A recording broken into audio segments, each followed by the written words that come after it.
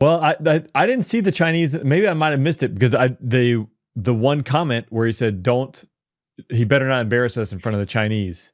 So back then when I was shooting, Taliban was not part of, they did not have this deal with China that China's going to receive their ambassador. And by the way, the ambassador now in Taliban, he's in the movie as well.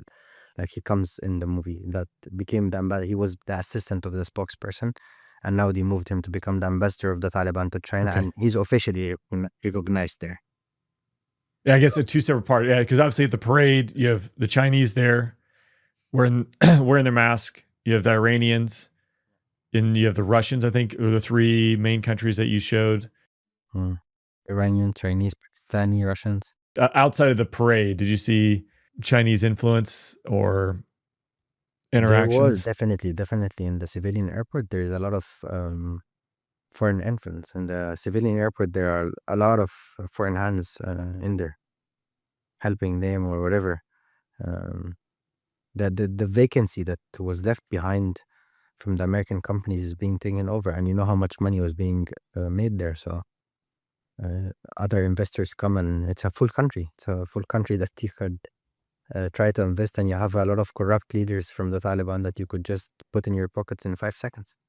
I assume, based on what you said, you were planning on probably staying a little bit longer, but the parade, it seemed like they had decided this was it for you with the Secret Service coming to you and wanting to review your film.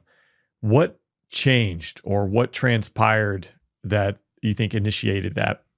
That all of these men sat in one room. There's also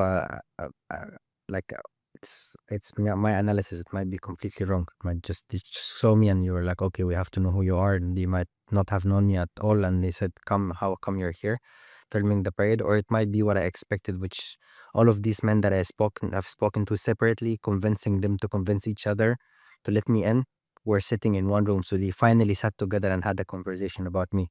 And I don't think this conversation was like, this guy's doing a great job here. I don't think that was the conversation, because the thing is, they were hoping by the time that I would actually like them, like their ideology, become somehow affected by that, and then my outcome, the film would have that. So they would actually be even extremely hospital. They would give me the best food I could have. It's all a ways of making sure that this guy, by the time he gets to spend some time with us, he would realize that we are the representatives of the real Islam, and he should just follow and be one of us, which didn't happen. Yeah. So by the time they started to dislike me, like, why can't you just become one of us? Why are you still you? Man. They didn't review any of your footage or want to review any of your footage like prior to this point? No, they would review on the spot when I'm filming every now and then, and show us what did you film, or put it on the laptop and let us listen to what you recorded. Things on the spot that are always easy. And I quickly actually realized that they really like looking at themselves. So it's like filming a model and she wants to see how she looks like. That's how they were approaching me and show us the footage. So I would always show them like close-ups of the eyes or very nice looking shots taken from down that makes them like themselves more, because that's what they were looking for. So I gave them what they wanted, and they would just focus on that. And even if they get to the picture that they look really nice and they don't comment on it, I say, hey, you look very nice here.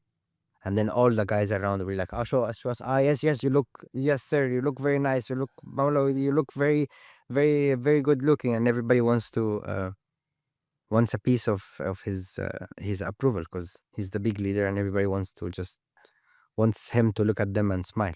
Even in the movie, you have the other character printing his picture with him to put it on the wall of his office. So that's how it works. You know the big leader. Is there anything that you wish had made it into the film, or wish you were able to capture that you witnessed that wasn't able to be shown? I think when I went to film, I went on my own, and I was supported by our producer and co-writer Talal Dirki, and our executive producer Mohammed Al-Banna for most of the shooting phase. And then we were joined by the team that did the documentary Navalny, Shane Boris as a co-writer and producer, and Odessa Ray as a producer, who you might know. They did the documentary about Navalny that won the Oscar. And they brought on board Atanas Georgiev, who's a brilliant editor, and Marion Tour, and we were supported also by Sahara Karimi as an executive producer and Dan Baker. These are incredible big names in the filmmaking industry.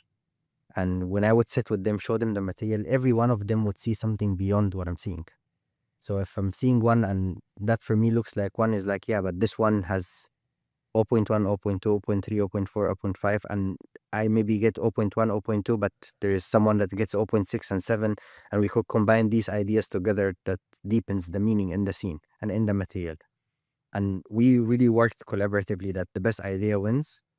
So in the edit space, it was always everybody gives an idea and they were like, oh, but this idea was better, but this idea was better. Okay, but how about we put these two ideas together and then we come up with the output?